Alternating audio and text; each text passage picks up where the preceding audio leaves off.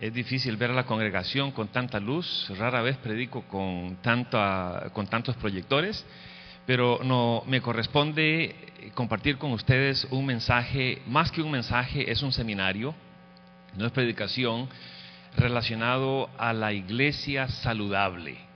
Y cuando estamos hablando de salud, tenemos que considerar cuáles son los señales o los signos, las señales de una iglesia saludable, y también cuáles son las patologías, algunos de los problemas que experimentan las iglesias que no están saludables.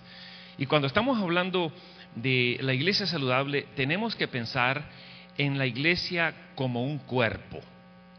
Y esa es una metáfora que presenta la Biblia en varios lugares, incluyendo el capítulo 12 de Primera de Corintios. Primera de Corintios nos compara a nosotros como una iglesia. Y en realidad pensemos en la iglesia en nosotros. Nosotros los sábados no vamos a la iglesia. Nosotros somos la iglesia. Cristo no murió por el edificio donde nosotros nos convocamos los sábados. Cristo murió por ti y por mí. Así que nosotros somos la iglesia, y cuando estamos hablando de una iglesia enferma o una iglesia saludable, estamos hablando en la relación y en la salud de los miembros de la iglesia. Y en esa comparación que hace Pablo de los miembros de la iglesia, vemos al cuerpo cooperando en forma coordinada, en el cual todos los miembros están en sintonía. Una iglesia saludable es como un equipo de fútbol, es como un equipo de básquetbol, en que tienen planes, tienen jugadas, tienen ideas, tienen estrategias para alcanzar a la comunidad, para diseminarse, para producir, para ganar, para salir victoriosos. Y el cuerpo, así como un equipo, tiene defensores, tiene un arquero, tiene delanteros. El cuerpo tiene muchos miembros y cada miembro desempeña una función importante. Y hay miembros en el cuerpo que son más conspicuos que otros. En otras palabras, parecen ser más sobresalientes que otros. Como también ocurre en el fútbol con los delanteros, esos Pelés, esos Zicos, esos jugadores diestros que tienen una habilidad de patear la pelota de cualquier distancia y hacer goles maravillosos. En la iglesia hay miembros que son más sobresalientes, más conspicuos. Usted los ve en la plataforma cantando, oran muy lindo, predican muy bonito, gente talentosa, son importantes en la iglesia. Pero hay otros miembros que quizá no son tan sobresalientes, pero son muy, muy importantes. Por ejemplo, en el cuerpo humano, las manos sobresalen la nariz, a algunos les sobresale la nariz más que a otras personas, pero sobresale el rostro. Pero hay otros miembros del cuerpo, por ejemplo, el hígado, los riñones, que no se ven. Sin embargo, son sumamente importantes para el cuerpo. Y así en la iglesia hay hermanos muy calladitos, hermanas que casi nunca se ven en la plataforma, que se sientan en la iglesia, no en lugares muy sobresalientes, pero las oraciones de esas hermanas probablemente llegan más alto que las oraciones de otras personas que subimos a la plataforma. Son muy importantes para el cuerpo. Ahora, cuando estamos hablando de la iglesia como cuerpo, tenemos que recordar que la cabeza del cuerpo es Cristo. La cabeza es Cristo. Y esto es importante porque a veces hay seres humanos que quieren controlar la cabeza. Hay líderes de la iglesia que creen que ellos son dueños de la iglesia, pero no, la cabeza es Cristo. Y cuando nosotros planificamos para la iglesia, tenemos que planificar de acuerdo al derrotero que ya el Señor Jesús nos ha dado. Y otro asunto como introducción en relación al cuerpo es que para solucionar los problemas patológicos o enfermedades de la iglesia, porque la iglesia, por estar formada de seres humanos, por ser un grupo social, padece de problemas sociales y patologías que se llaman eclesiásticas. Y para enfrentarlas, tenemos que enfrentarlas de igual manera que lo hacen los doctores. Ahora, cuando nosotros vamos donde un doctor con algún problema, el doctor en primer lugar considera nuestra historia clínica, ¿no es cierto? Cuando usted va donde un doctor, antes de que él le ponga el estetoscopio y antes de que te controle la presión del cuerpo o la palpitación, él te estudia la historia clínica. Y cuando hay un problema en la iglesia, por ejemplo, los jóvenes no quieren venir a la iglesia. Nosotros tenemos que ver la historia. Antes de prescribir un medicamento para solucionar esa patología o esa enfermedad, nosotros necesitamos hacer o conversar con los jóvenes para ver por qué razón no están llegando a la iglesia. Entonces, el doctor, y en este caso, ustedes los miembros de iglesia, nosotros los miembros de la iglesia, como doctores, tenemos que pensar en la iglesia como un cuerpo que padece enfermedades, pero tenemos que considerar cuáles son los signos vitales de una iglesia saludable. Por ejemplo, el doctor sabe que cuando le hacen uno un examen de sangre en el cuerpo para ver cómo está el colesterol o cómo está la hemoglobina, hay ciertas medidas que ellos saben.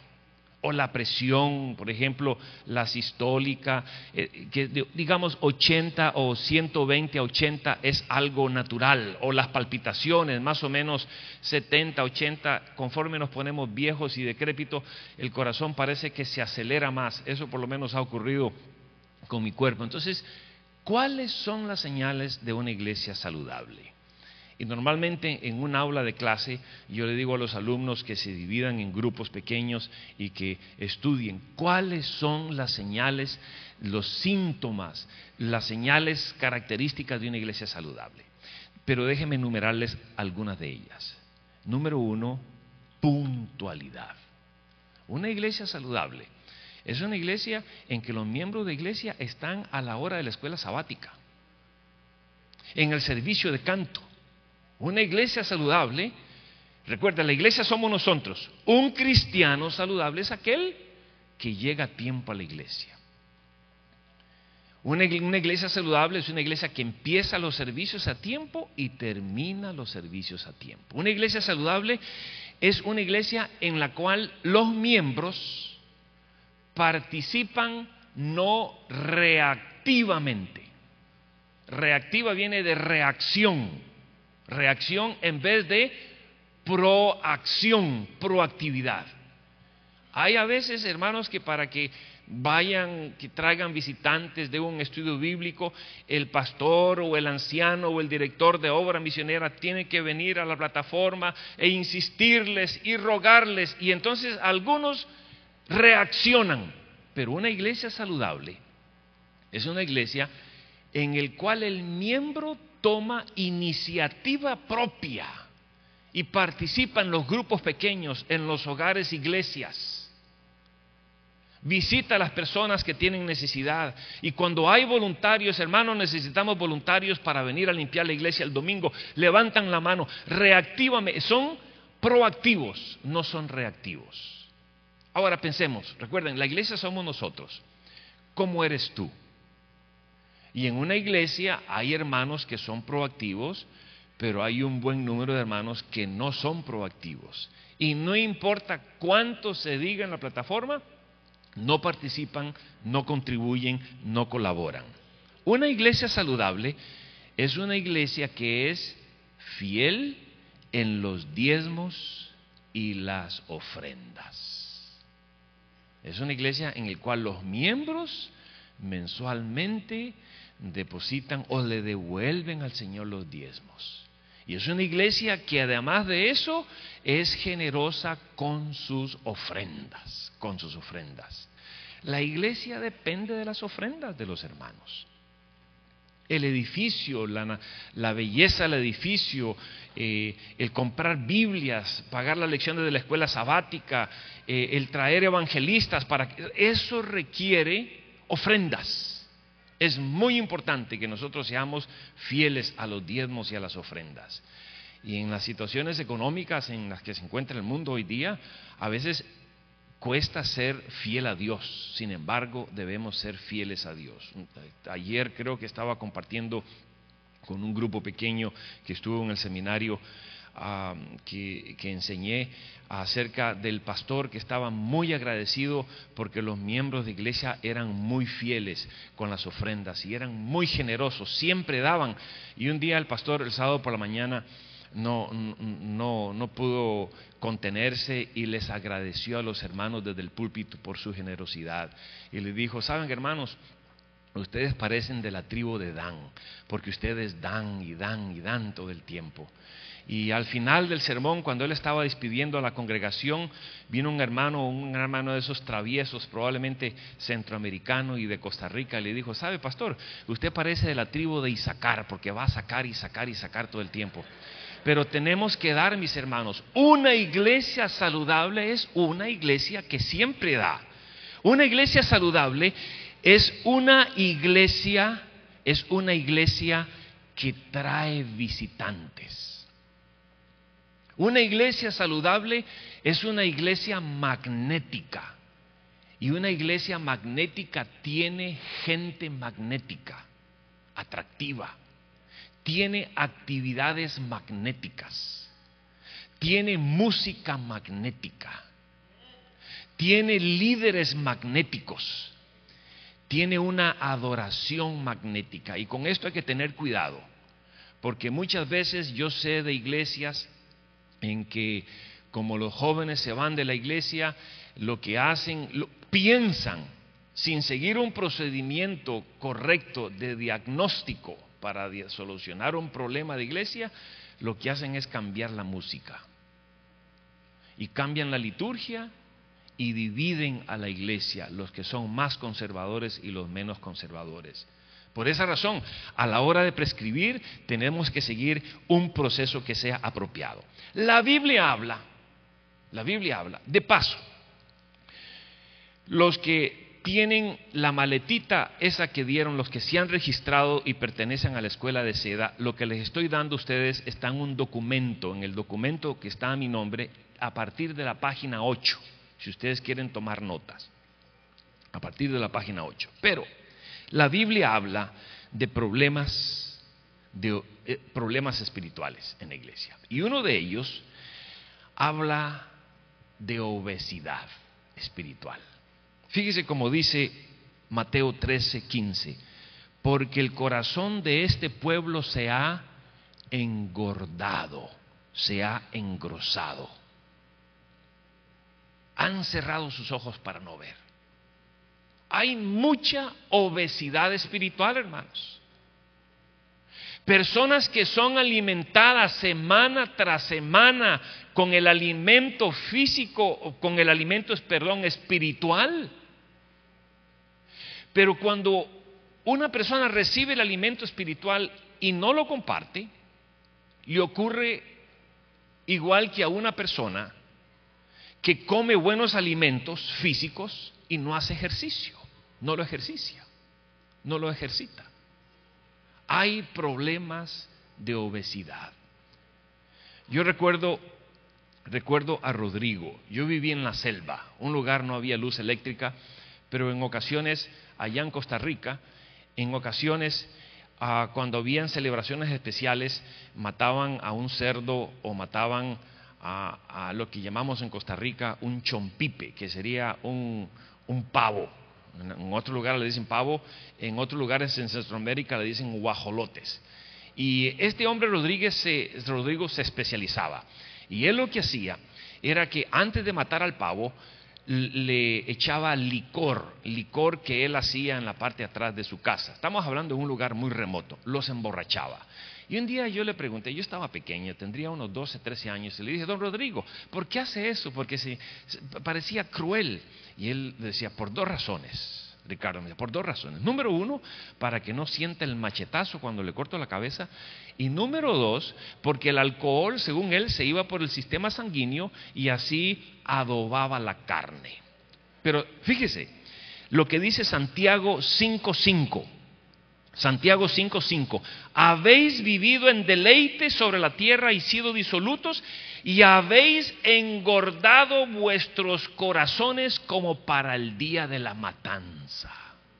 Santiago 5:5. El diablo nos engorda también con falsas doctrinas.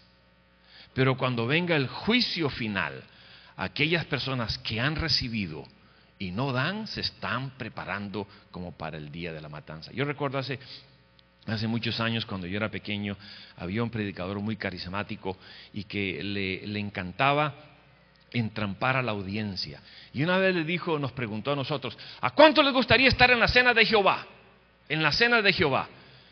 Y muchos decían, amén, amén, pero si usted lee, usted no quiere estar en la cena de Jehová. Hay una gran diferencia entre la cena del Cordero y la cena de Jehová. Si usted lee Apocalipsis el capítulo 19, la cena de Jehová es aquella donde los reyes de la tierra, todos serán destruidos y las aves de rapiña van a venir. Personas que se han engordado para el matadero. Ese es un problema que hay. Otro problema que encontramos nosotros en eclesiástico o en la iglesia es sordera. Personas que tienen oídos y no oyen. Muchachos que los padres les dan consejos y no escuchan. Miembros de iglesia se dan consejos. La Biblia habla, el Señor dice, y con oídos oyen pesadamente. Hay ceguera. Han cerrado sus ojos para no ver y no ven. Y por supuesto, hay problemas del corazón, problemas cardíacos. Y déjenme decirles, mis hermanos, la Biblia nos dice que el corazón es engañoso y perverso, más que todas las cosas. Se está refiriendo a la mente, se está refiriendo al pensamiento. Una vez yo tuve una discusión con un miembro de iglesia en Los Ángeles, estaba de pastor en la iglesia de Hollywood, y recuerdo que había un hermano que decía que la ciencia estaba equivocada, que nosotros no pensamos con la cabeza, sino que el centro del pensamiento está en el corazón. Pero hoy día, con todos los experimentos que se hacen, se sabe que en realidad el pensamiento sale de las meningias, acá en el corazón, los lóbulos, y que controlan nuestro cuerpo, porque se han hecho experimentos. Es más, una persona que recibe un golpe en la cabeza, su corazón puede estar funcionando, pero no hay absolutamente ningún tipo de movimiento en el sistema nervioso, en los músculos de la persona. Pero en aquellos días del Antiguo Testamento, el órgano que era considerado más importante del cuerpo era el corazón, porque el corazón tú lo sientes en el pulso, en varias partes del cuerpo, y si tú estás en un lugar donde no hay absolutamente ningún tipo de ruido, de aire acondicionado ni de sonido, o por ejemplo usted va a un lugar, a una caverna. Yo he estado en cavernas profundas donde hay estalactitas y estalagmitas y donde no hay ningún tipo de ruido, y tú te quedas sentado en silencio y literalmente se puede escuchar el corazón, se puede escuchar al corazón palpitando. Y por eso se creía en aquel entonces que el corazón era el órgano más importante y donde se pensaba. Por eso es que la Biblia habla del corazón como la fuente de los pensamientos. Del corazón vienen los malos pensamientos, los adulterios, las fornicaciones, los homicidios, los hurtos. Y hay en la iglesia una enfermedad muy grande. Hay en la iglesia muchas personas con problemas cardíacos. Y se confunden. Leen la internet, alguna idea, algún librito, algún mensaje, algún panfleto, y son atolondrados, llevados por cualquier viento de doctrina. El diablo es astuto. Y a veces nosotros creemos que estamos en lo correcto y que creemos sinceramente en lo que pensamos. sin saber que estamos sinceramente equivocados. Hay personas que predican con una sinceridad increíble, pero predican la mentira con sinceridad y convencen a las personas porque el corazón de ellos ha sido engañado. Sin embargo, recordemos que Cristo es el cardiólogo del cristiano. Él puede quitarnos este corazón engañoso de piedra y perverso y lo puede transformar en un corazón tierno de carne. ¿Conocen ustedes a personas en la iglesia que son terribles, que son crueles? Probablemente el esposo cruel con los chicos, cruel con la esposa. En la plataforma habla muy lindo, ora muy lindo, pero en la casa, cuando viene el automóvil dando la vuelta de la esquina, una cuadra más abajo, la mascota, el perrito que escuchan de lejos, van y se meten, se meten escondidos a la cama porque hasta los chicos tienen temor. Y la mamá les dice: chicos, cuidado, ahí viene papá, escóndanse. El Señor, el cardiólogo del alma, Él puede darnos un trasplante de corazón. Y quitaré de vosotros ese corazón de piedra y os daré un corazón de carne, para que andéis en mis mandamientos. Qué hermoso esa promesa divina. Él lo puede embellecer. Yo jugaba tenis con un cardiólogo en Los Ángeles. A mí me gusta mucho el tenis. Y una vez, hablando con este cardiólogo, le pregunté acerca del corazón. Y según parece, usted sabe que cada vez la piel de nuestro cuerpo se cae la piel vieja y es reemplazada por células nuevas, externamente se cae la piel. Por esa razón hay que cambiar la ropa interior por lo menos una vez a la semana, porque está toda llena de células muertas.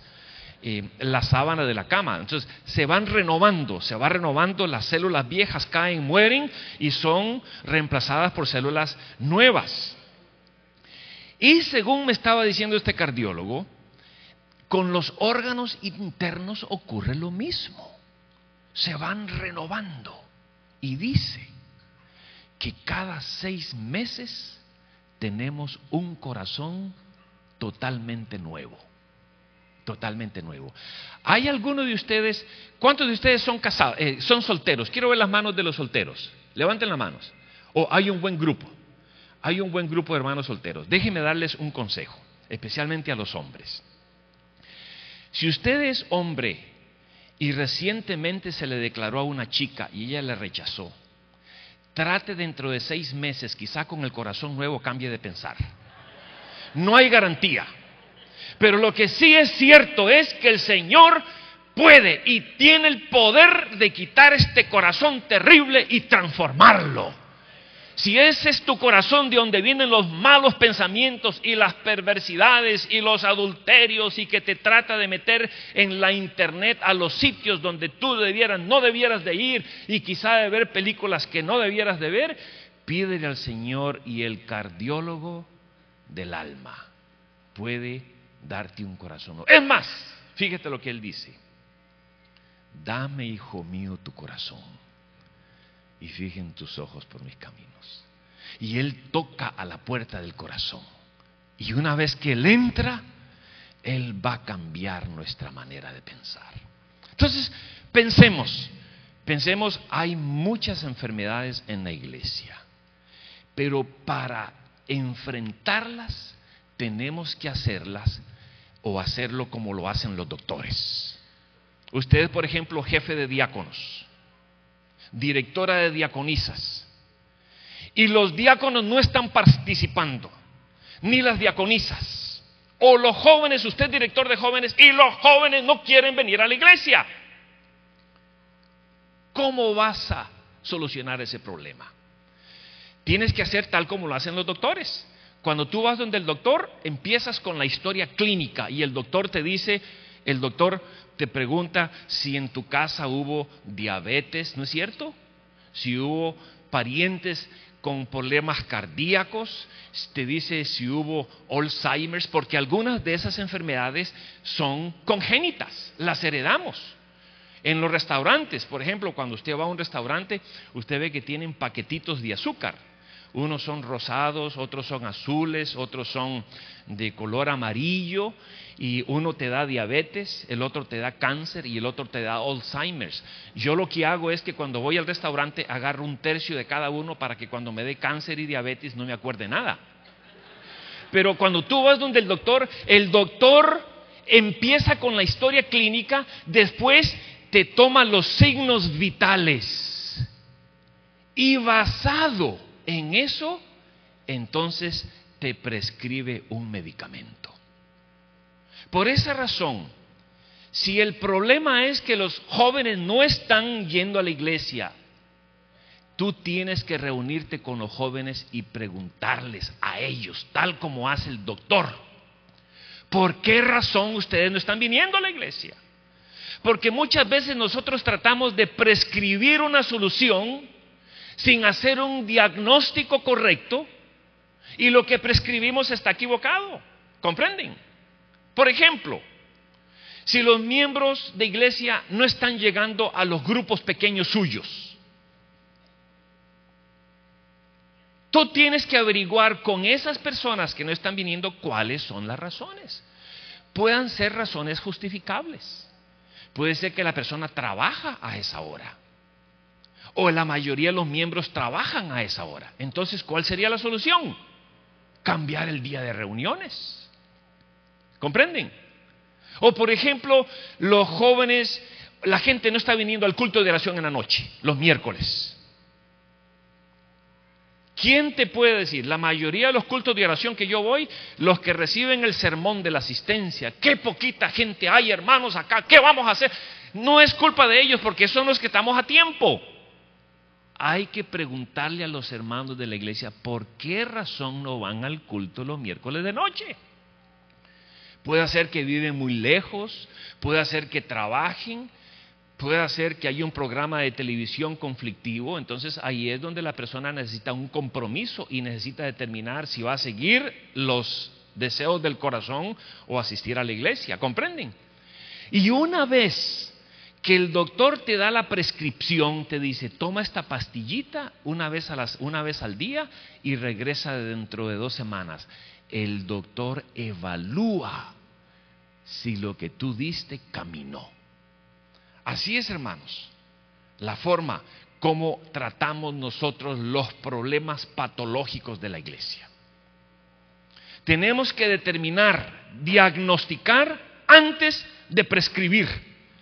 Pero la prescripción, la mayoría de nosotros la creamos de acuerdo a nuestro corazón, a lo que nuestro corazón siente. Pero recuerda que nuestro corazón no siempre piensa en forma correcta. Ahora, los siguientes minutos que me quedan, yo voy a terminar 5 minutos para las 9, para dar 5 minutos más. Me gusta terminar, prefiero 5 minutos antes que 5 minutos después. Y especialmente lo hago ahora porque justo a las 9 es el desayuno. Es el desayuno. Y yo les pido al que llega primero a la fila que me guarde un lugarcito ahí al frente para pasar. Por eso les estoy dando 5 minutos, les voy a dar 5 minutos antes. A mí me gusta utilizar una metáfora bíblica para ilustrar a la iglesia saludable. La Biblia nos compara a nosotros usa lo que se llama comparaciones bíblicas, figuras literarias. Eso se llama lenguaje tropológico, en gente que utiliza términos más complejos. Pero una metáfora es una comparación. Como decía un hermano anciano de iglesia en la selva donde yo vivía, hace una comparancia, hace una comparación. Y nos compara, por ejemplo, con miembros del reino animal. Hay algunos que son como avispas, hay otros que son como lobos, pero Dios, la figura que da es la del pastor y las ovejas.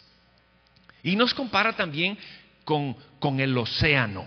Estamos acá en este lugar literalmente rodeados de mar. ¡Qué belleza! Este es el lugar muy lindo. Yo les felicito.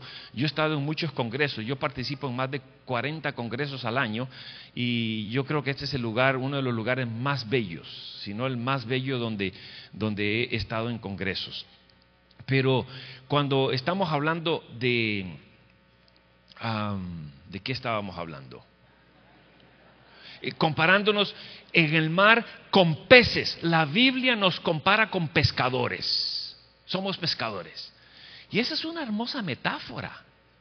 Porque con esa metáfora la iglesia es como un acuario. Y nuestra responsabilidad como pescadores es traer peces al acuario. Todo tipo de peces, de todo tamaño, de todo color, de toda nacionalidad. También nos compara con miembros del reino mineral. La sal de la tierra, por ejemplo. Qué linda metáfora. La sal da sabor. La sal preserva. Y el Señor nos dice, vosotros sois la sal de la tierra. Una linda metáfora. Pero hay otra que es mi favorita, en la cual nos compara a nosotros con miembros del reino vegetal. El Salmo 1, versículos 1 al 3. Si ustedes tienen sus Biblias, concéntrense ahora en el versículo 3. Versículos 1 al 3. Bienaventurado el hombre y la mujer que se deleita en la ley de Jehová. Y habla de las características del cristiano saludable. Estamos hablando de la iglesia saludable. Nosotros somos la iglesia. Y el versículo 3 dice, será como árbol plantado junto a aguas. Un árbol saludable, dice, da fruto. ¿Cómo dice? Da fruto a su tiempo. Una iglesia saludable es una iglesia que se multiplica, que da fruto. Y Dios quiere que ese fruto permanezca, no que se vaya. Y lo que dijo el pastor Schmidt es cierto. Una de las claves principales para que las personas que se bauticen queden en la iglesia es que participen en una estructura de participación. El desafío más grande que tenemos en las iglesias es que cuando viene la comisión de nombramientos, apenas hay nombramientos para un porcentaje de miembros muy pequeño. Quizá el 30%, el 20% para diáconos, diaconisas, ancianos. ¿Y el resto qué? Muchos de esos hermanos que no fueron nominados por la comisión de nombramientos se sienten que fueron ignorados, marginados, despreciados. Pero con los grupos pequeños se crean nuevas estructuras de participación para que ellos no se sientan marginados. Siempre da fruto. Imagínense ustedes un lugar sin manzanas, sin naranjas, sin papayas, sin mangos. Qué rico los mangos, ¿no es cierto?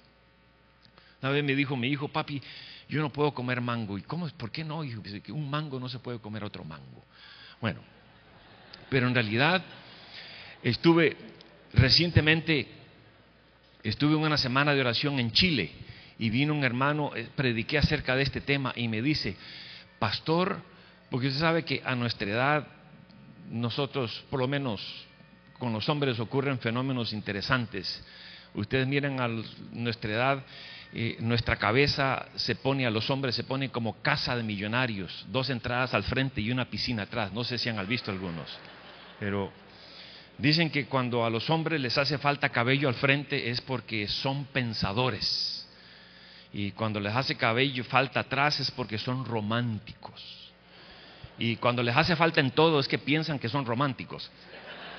Pero de todas maneras, a la edad nuestra es cuando la mente amplia y la cintura angosta cambian de lugar.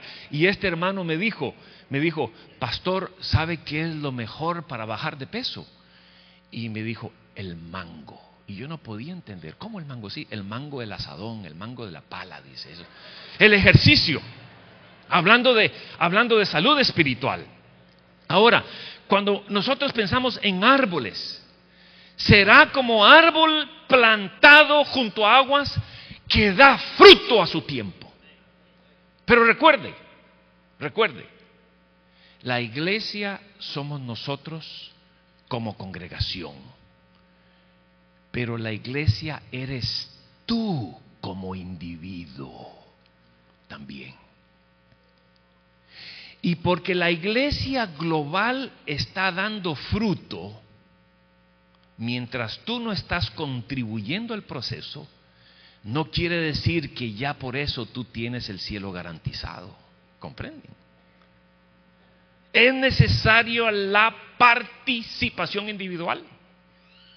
Será como árbol plantado junto a aguas, que da fruto a su tiempo. Sus hojas no se marchitan. ¿Han visto ustedes cristianos de esos con cara larga, que más bien es mejor, hay que aguantarlos que gozarlos? Llega un visitante a la iglesia, ¿cómo se va a quedar a la iglesia así? Y además dice, todo lo que hace prosperará. ¿Quieres tú ser como esos árboles? Saludables, fructíferos, alegres, vigorosos, efervescentes, que muestran sinergia, unidad, trabajo, y que todo lo que hagas prospere. Tenemos que crecer como los árboles. ¿Y saben cómo crecen los árboles? ¿Han visto ustedes a un árbol que no crezca hacia arriba? ¿Saben por qué crecen hacia arriba? Porque necesitan los rayos del sol. Una planta sin sol perece, se muere. Experiméntelo, póngala en un lugar oscuro, en el closet, una planta. Yo estudié en México, por eso hablo más como mexicano que como costarricense. Y yo en México aprendí a comer chile.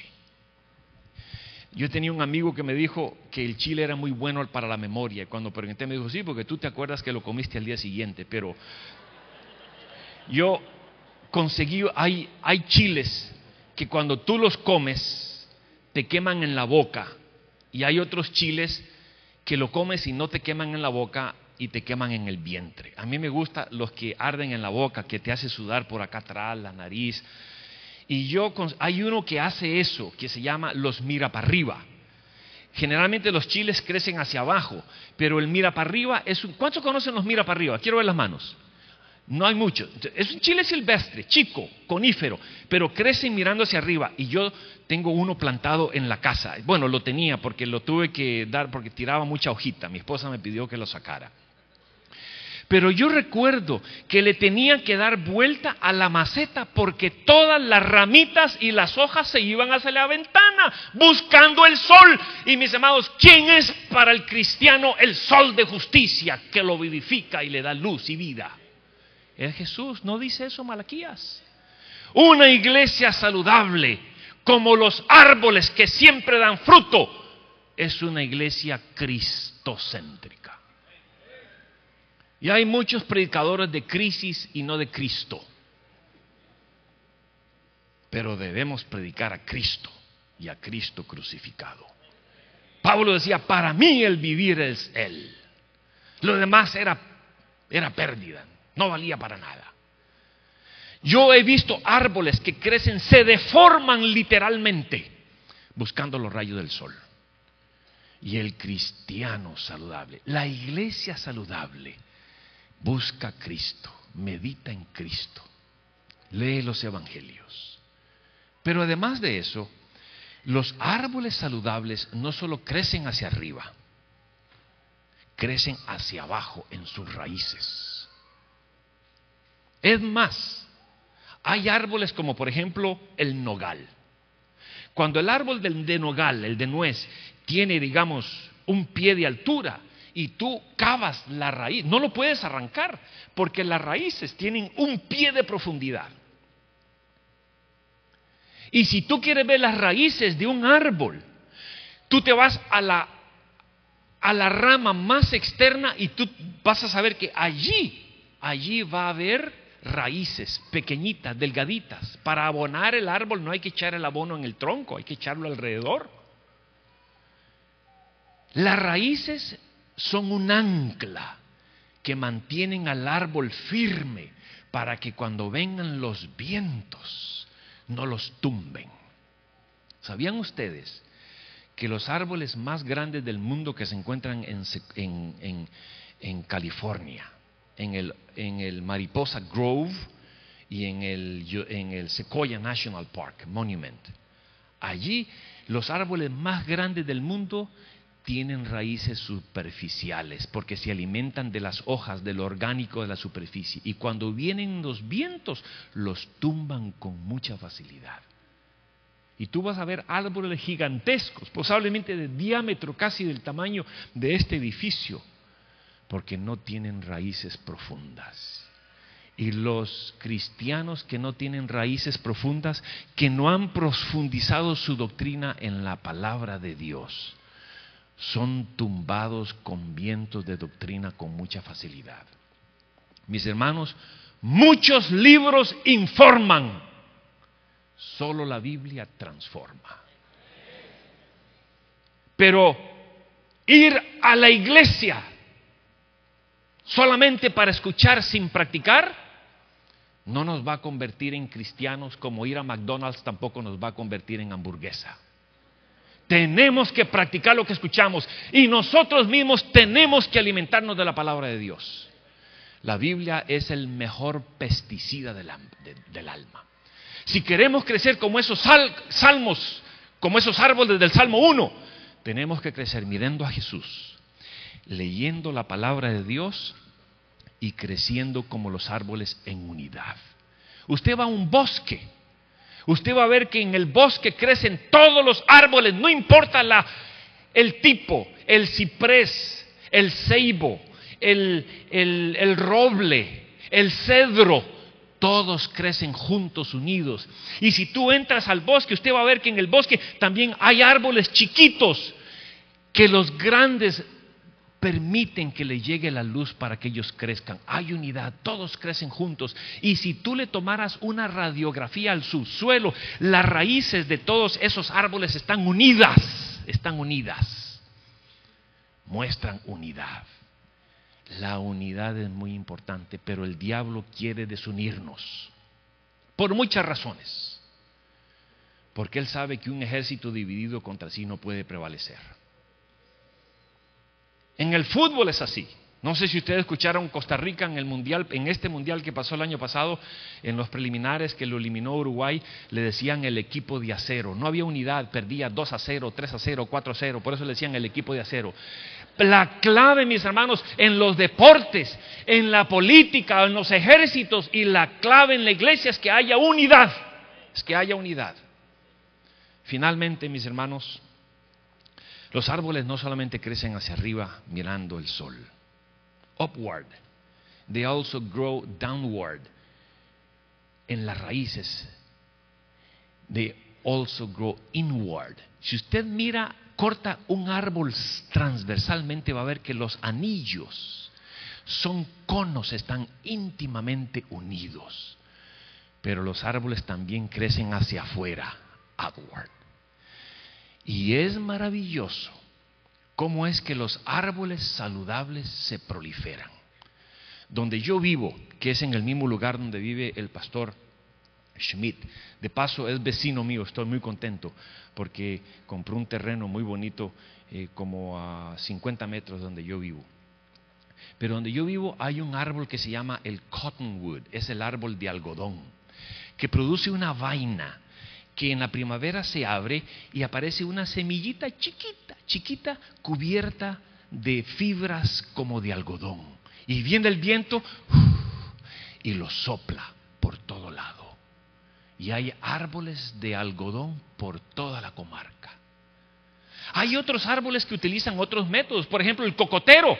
El cocotero usa las corrientes del mar y del viento. Y hay cocoteros de Puerto Rico que están en otros continentes, y hay cocoteros de Guatemala que se van a otros continentes, y del Pacífico que van a otros continentes. Los árboles se las ingenian, usan diferentes métodos para alcanzar a diferentes personas.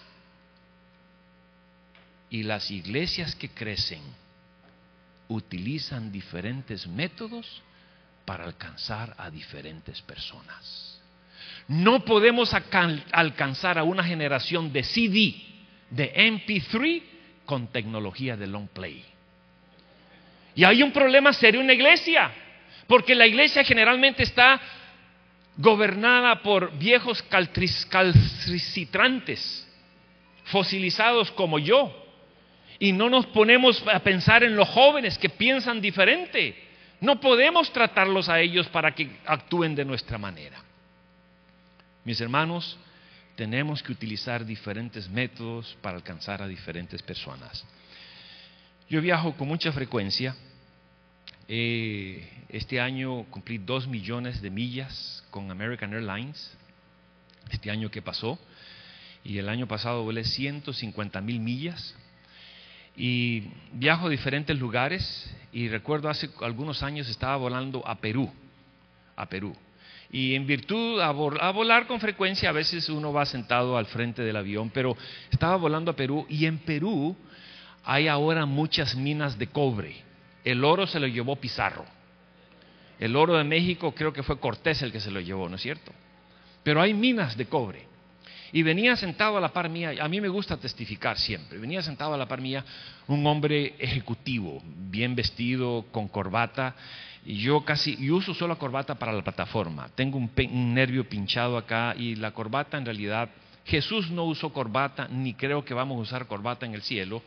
Y si ustedes recordarán, la corbata fue inventada por una mujer que no quería que le llegara sangre al cerebro a los hombres, porque en realidad corta la circulación. Cuando usted ve que un pastor desde el frente está predicando mal, no es culpa del pastor, es la corbata. Dígale que se la afloje un poquito. A mí no me ayuda, pero que sí a otros sí les ayude. Y estaba este hombre con su computadora, y finalmente yo quería hablarle a él del evangelio. Cuando guardó la computadora porque nos iban a dar algo de beber, yo hablé con el Señor, y para conversar con una persona con la cual tú nunca has hablado, tú tienes que empezar con algo positivo. Y yo le dije a él algo positivo. Yo le dije: mire, usted parece ser el ejecutivo de una gran corporación. Y él con arrogancia me miró y me dijo: sí, dice, yo trabajo para una corporación que tiene inversiones en más de 70 países. Una corporación de minas de cobre. Y me preguntó así como con desdén: ¿y usted qué hace? Y yo no me quedé callado. Yo le dije: mire, yo trabajo para una corporación que tiene inversiones en más de 200 países. Porque de veras, la iglesia adventista está en más de 200 países. Y entonces le dije, y el dueño de esa corporación es mi padre. Ah, me dice, usted es misionero, ¿verdad? Mis amados, una iglesia saludable es una iglesia que siempre da fruto, produce. Y recuerda, la iglesia somos todos, pero está formada por unidades. Pensemos en los frutos del 2011. ¿Qué frutos vas a producir? Dios quiera que sean frutos buenos, que sean almas para el Señor, que sean nuevos hogares, iglesias, que sean frutos de amor, que ya la mascota, el perrito, los hijos ya no se tengan que esconder cuando llegas a la casa. Que no seas esa nota discordante en la iglesia que siempre dice el Contreras, que uno dice una cosa y el otro dice otra cosa, pero que trabajemos en unidad para el Señor. Que el Señor les bendiga.